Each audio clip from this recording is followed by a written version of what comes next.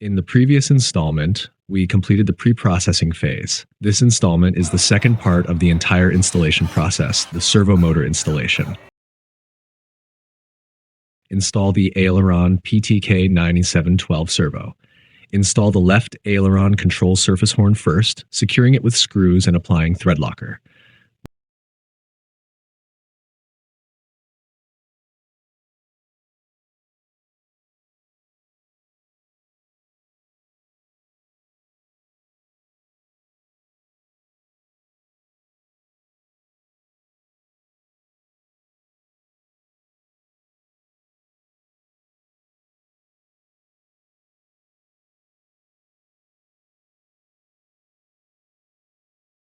Once secured, extend the servo's DuPont connector using a 300mm DuPont extension cable for the left aileron and secure it with a clip.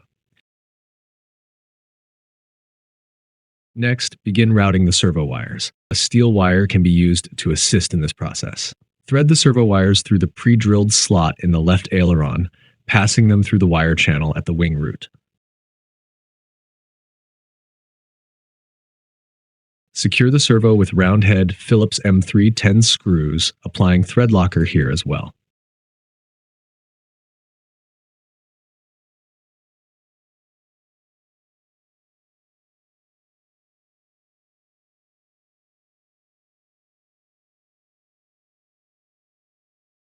After securing everything in place, connect the servo to the servo tester and power it on. Set the PWM signal to 1500 US, which is the servo's neutral position. Then, install the servo arm onto the output shaft, ensuring the arm is as perpendicular to the servo body as possible. At this point, adjust the control surface to 0 degrees and install the connecting rod and ball joint.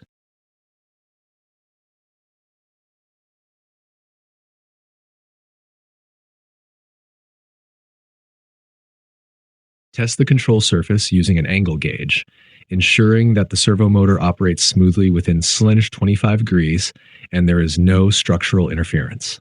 Mark the length of the connecting rod ball joint at this point, then remove the ball joint, apply thread locker, and finally secure it in place. The left aileron servo installation is now complete.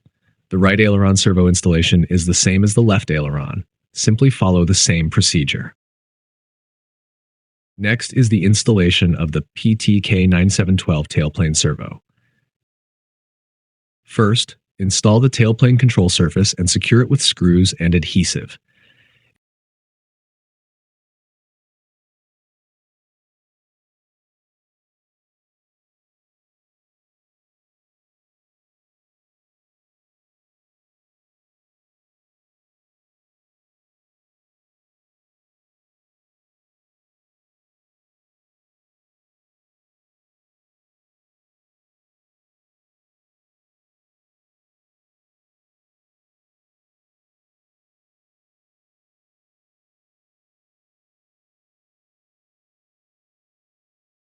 Extend the servo's DuPont connector using a 300mm DuPont extension cable for the tailplane and secure it with a clip. Then, using a steel wire as a guide,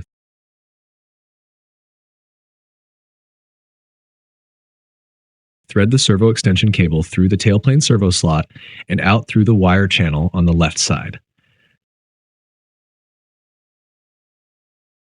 Finally, secure it with a round-head Phillips M310 screw and adhesive.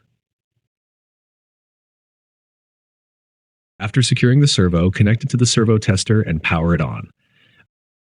Adjust the PWM signal to 1500 US for the servo's neutral position. Install the servo arm onto the output shaft, ensuring the arm is as perpendicular as possible to the servo body. Adjust the control surface to 0 degrees, then install the connecting rod and ball joint.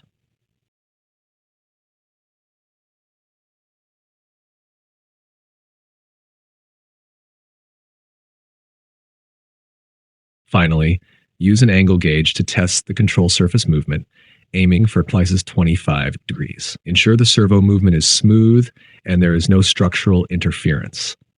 Mark the length of the connecting rod ball joint at this point, then remove the ball joint, apply thread locker, and reattach it.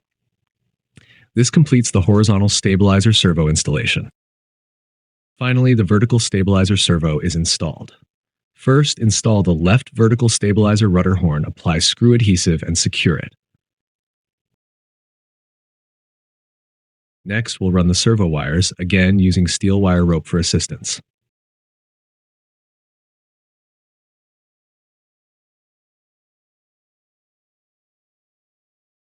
Then install the ES3054 servo into the left vertical stabilizer servo slot.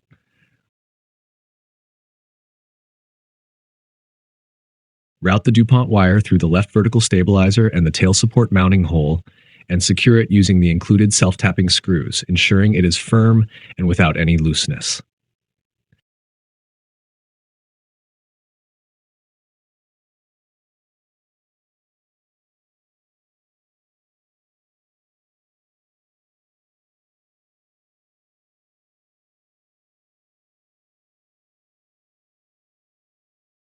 After the servo is securely mounted, connect it to the servo tester and power it on.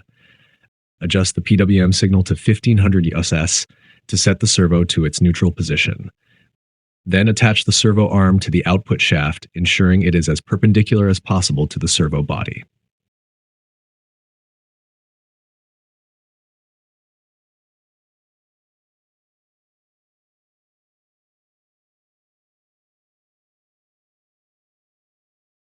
At this point, adjust the control surface to 0 degrees, install the connecting rod and ball joint,